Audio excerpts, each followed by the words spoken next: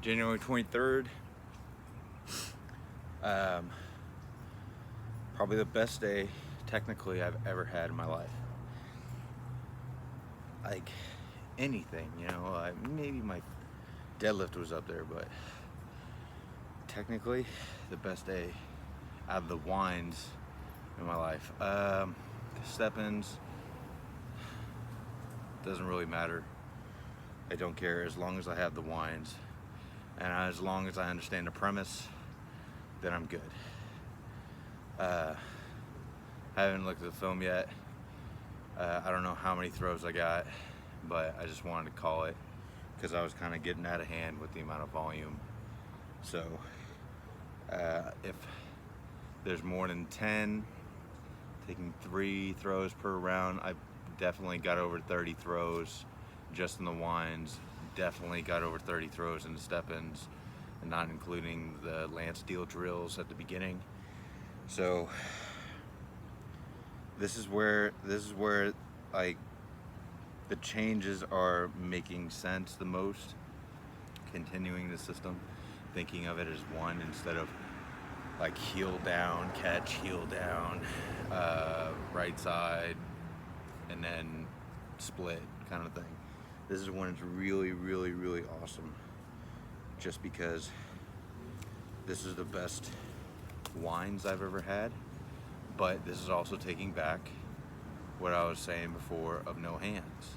And so generating whip using no hands makes the most sense, because it's not like you're gonna whip it from the whip side and try to whip the handle side. That's basically what I'm thinking of. So I want to be as relaxed as possible. I think I found those were my best entrances that I've ever felt ever, and it's not an incredible drag, but it is treating the toe turn like the heel. It's treating the toe turn like a turn, the principles of a turn. So if I let the ball pass me, then it's already ahead of me and I have to catch back up. That's what I was doing in the step-ins, and that doesn't make any sense. So this is more of a concept that you can see Sergey Litvinov,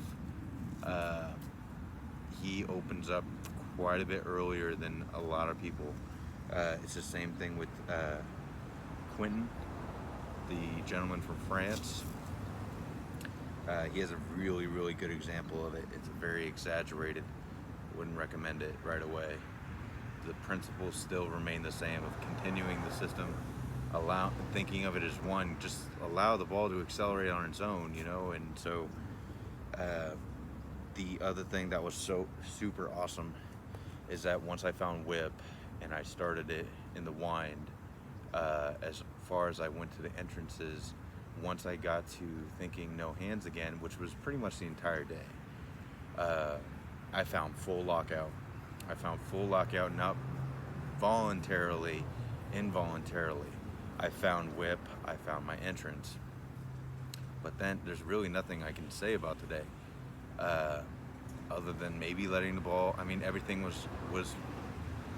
felt good. I don't know what it looks like, but this was probably as close to the most perfect day as I possibly could get. Not even technically anyway. Not distance, but I'm not worried about distance. It's still January. But the distance will hike up whenever I need to. And as long as I can keep this tempo and the same rhythm, then everything else will fall into place.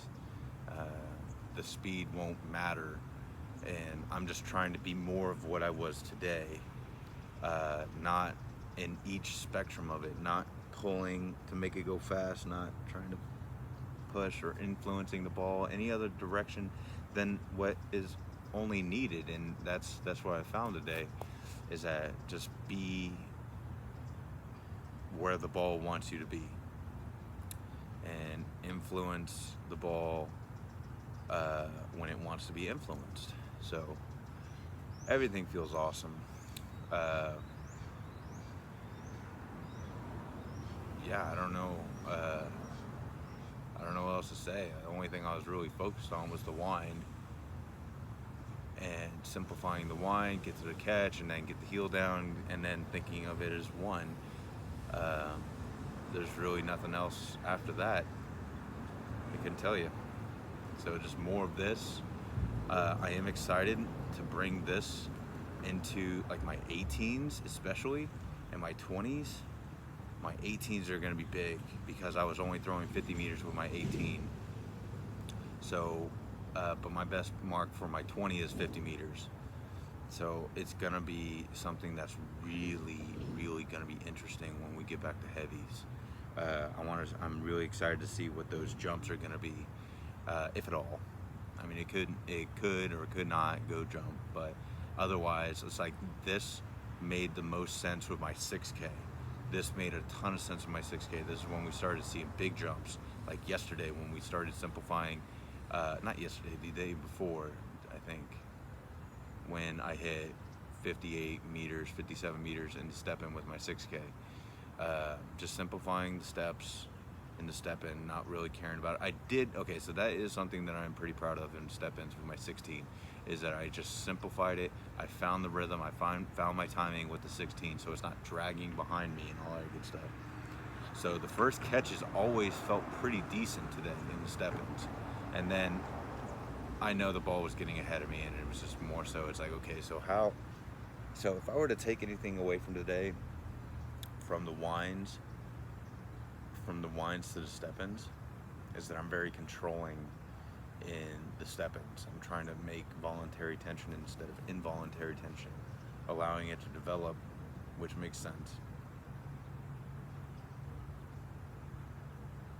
But it sure is slow. More time. But that's the one thing I would say that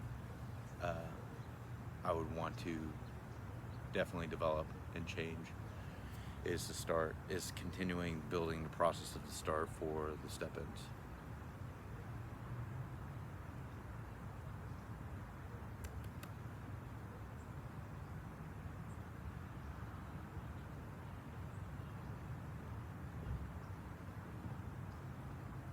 I don't know what else.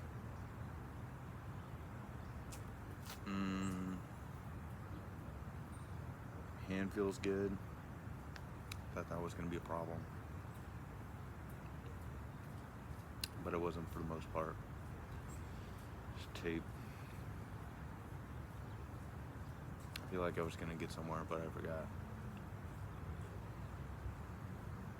I hate when that happens. 1 minute, 7 minutes. 8 minutes. I want to be. I wanted to let everyone know, or whoever the fuck eventually will see this, that how important. There's nobody out here. Like, there's nobody out, super like quiet and calm. Like, training on your own is probably the most underrated thing ever. Like, just straight up ever. It's like it's not a time that I use to experiment with new shit. It's just a time to where I experiment with new shit in the context in which we're trying to set, like, in the path that we're going, trying to find another way to find that feeling with your coach and yourself, or your coach and I, or my coach and I, what he's trying to get through, and see if I can't do it another way in order to get to what he wants.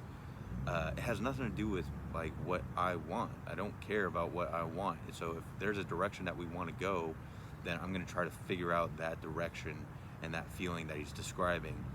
And I feel like people just go off on their own and they just start doing their own fucking thing, and it becomes a detriment because you're not on the same page. So when you come back, it doesn't even make any sense.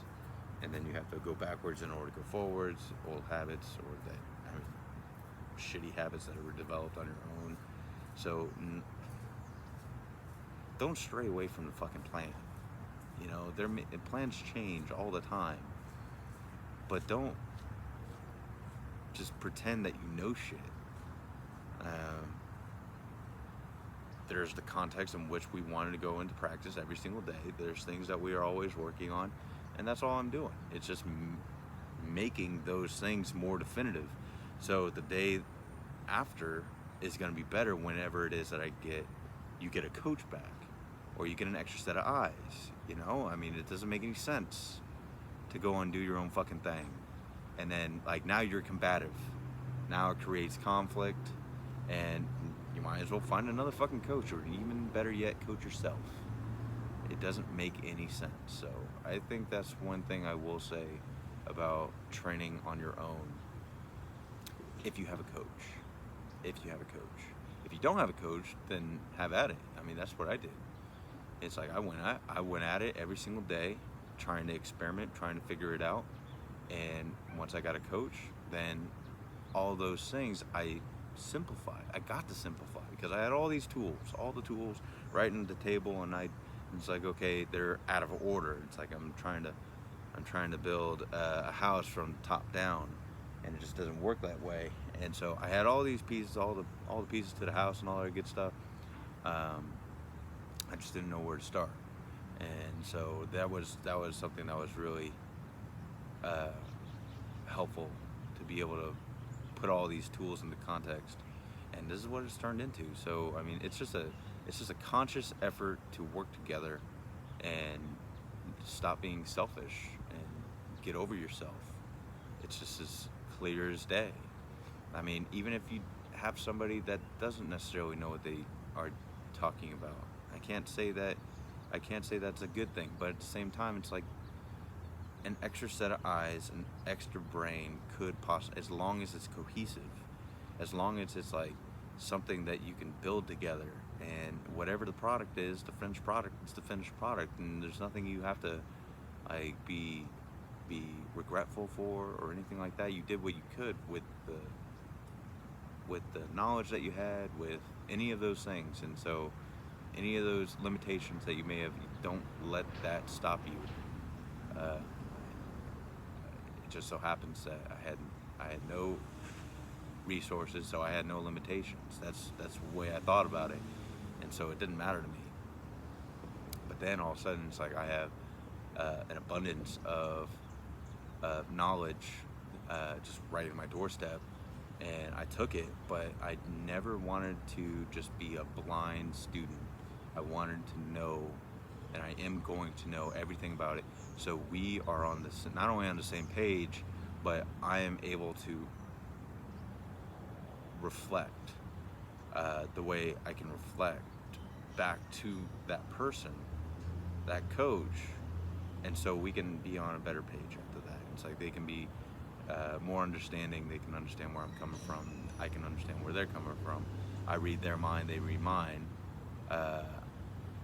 Like that's the only way that I know how to do this, and I'm not going to do it unless that is the expectation and the standard for everyone. But something that's awesome is that we're both open-minded. We both come from way different backgrounds, and we're all in this together and to figure these things out. So it's really, really cool. It's really cool, like to see like the field today. And I don't know, like I said, I don't know how many throws I got, but it was a fuck ton. So I'm really, really happy with today.